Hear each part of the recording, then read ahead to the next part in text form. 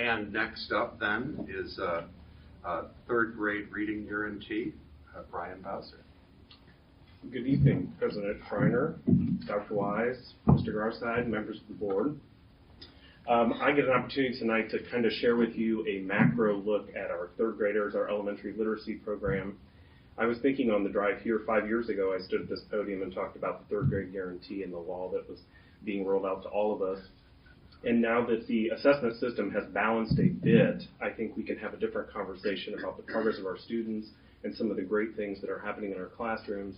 And then before I leave tonight, hopefully give you a sneak peek into things we're working on to continue that trajectory of growth. So when we talk about assessment in general, I'm going to talk about the macro picture of the large-scale assessment. But really, every day in our classrooms, our teachers are assessing by watching students, using diagnostics to plan instruction. These are just two of the large scale that we use to benchmark and progress monitor how we're doing over time. If you look on the left, I'm going to talk about Ohio State Test. It is the new brand of the state assessment system, and it is a reminder that the third grade reading assessment is the only assessment given 2 times. So we take it early in the fall. We do take it again in the spring, the exact same rigor of assessment. The thing to note here, however, is while we're excited about some of the changes in the assessment, and math has come out with item analysis to help plan instruction, that's not yet come for literacy. When you look at a scaled score there of 700, that determines what is proficient. I think the language becomes confusing here. We're talking about 2 different things. We're talking about a promotion score, allowing children to move through that law and be promoted to the next grade. A 700, however, is what the state deems proficient. And there are 5 different categories, from limited all the way up to advanced. I'll talk more about that as we go. Promotion to the next grade can be achieved in 2 different ways. You can achieve a scaled score of 672 or a sub-score of 44. That becomes a little bit confusing. What the state has said is we're going to tease out only the reading questions and create a sub-score of a scaled score of, I think it's 60 and below. If you hit a 44 above it, scores promotion, or on the large scale, if you hit 672, that also would achieve promotion. That is new this school year, so that is another change. At this first round, keeping in mind this is an end of third grade assessment, we have 56% of our third graders who have already earned promotion. So that takes the stress off of a 9-year-old about some of the ramifications. It also allows our teachers to continue providing high-level classrooms where they can think and grow every day. And I already said this, but it's important to note that when they take this in October, it is an end-of-year expectation. So it's not scaled based on the time of year. It is a June or spring type level assessment. The second column over here, I'm going to talk about the Iowa. It is actually a criterion reference test that we give. It serves multi-purposes. Formerly, we used the Terra Nova assessment, if some of you have been familiar with this. We switched this school year, a little bit different, for a couple of reasons. The first is this also serves in not only identifying students if gifted or high cognitive ability in the state's eyes, but also serves as an approved alternative for promotion in the state of Ohio. So it serves an array of needs for our students without duplicating or using multiple vendors. In addition, this platform provides an online module where Terra Nova was paper pencil, and Maria already talked about, and Dr. Wise highlighted. We were finding that students were struggling that very first time, being 9 years old, using the online platform. And so the Iowa provides this assessment online. They will use it in second grade for a cognitive and gifted identification. So it will give an earlier opportunity for students to navigate that online platform. And we believe through our first opportunity, that will be a boon for our students. Just some considerations, I already highlighted one of them. We also ran into some norming issues that we uncovered with the Terra Nova, and we thought this would be a good time for a fresh look at a new vendor, and also consulted with other area districts and what they were using and tried to pick a tool that would provide us with multiple things. I apologize, this data is very small, and I know that you have it on your own device. What I'm showing here is really not apples to oranges comparison.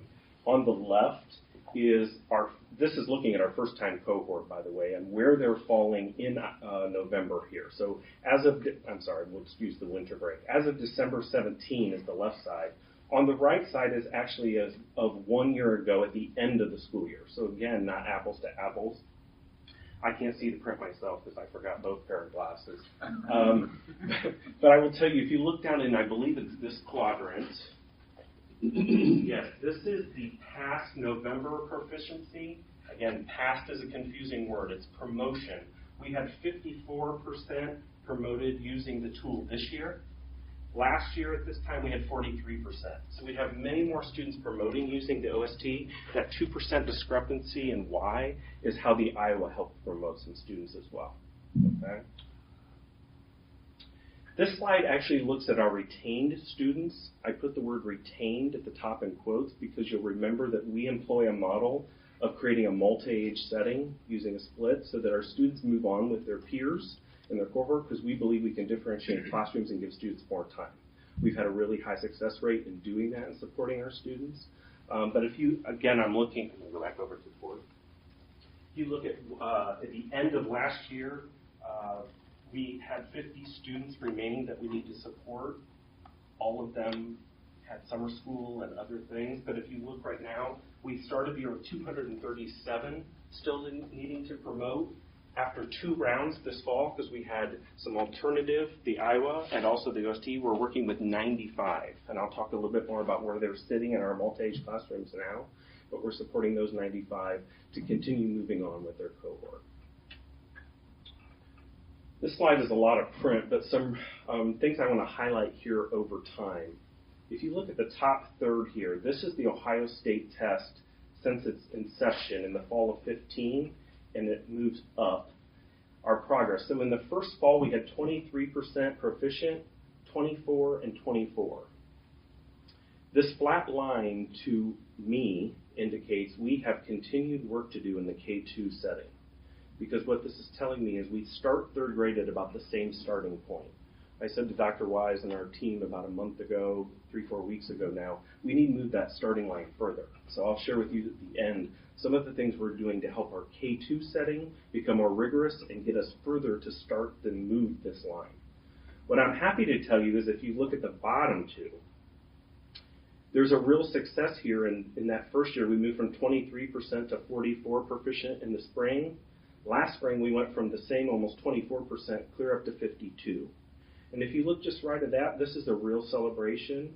Our scaled score average has jumped tremendously to 674 this fall, the highest we've had.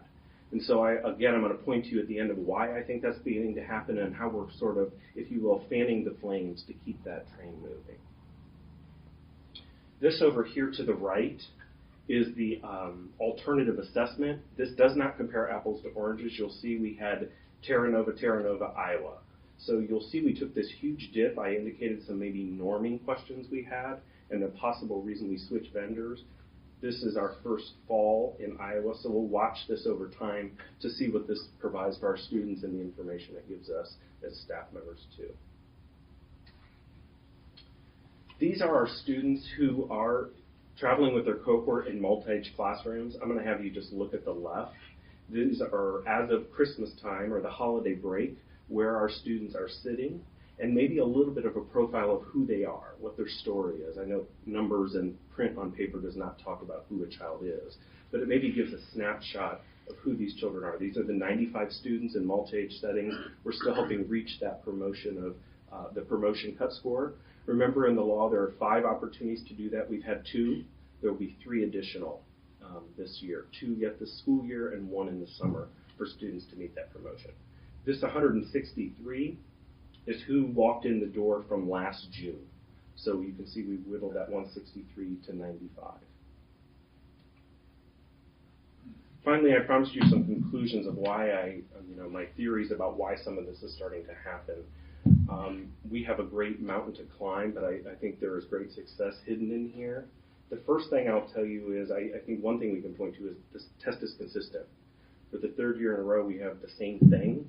And it's allowing our staff to plan some instruction, know what the expectations are, and understand the rigor that is expected.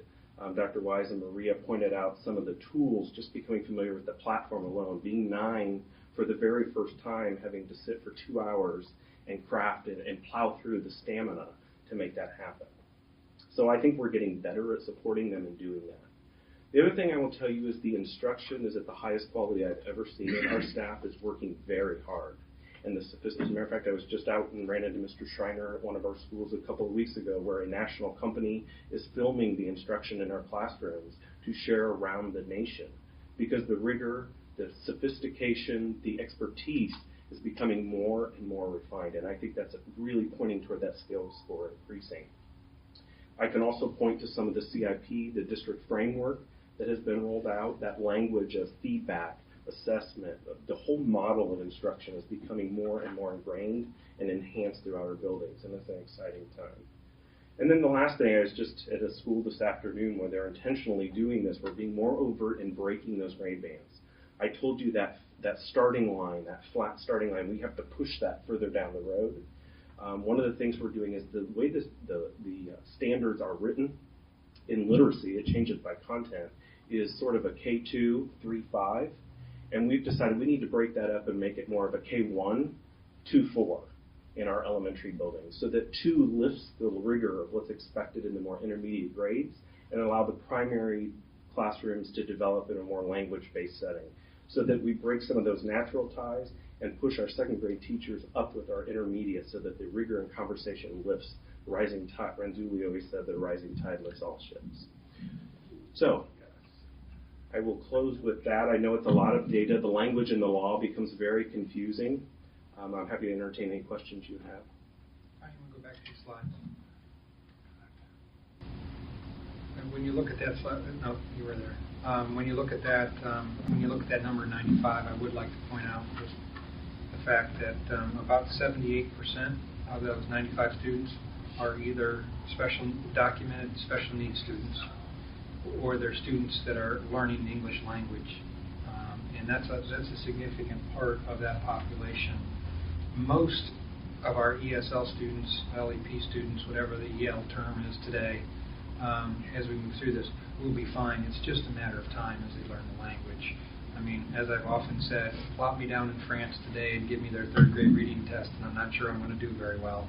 And I'd like to think I have some level of education, at least enough to be competent in third grade, but in third grade French, probably not.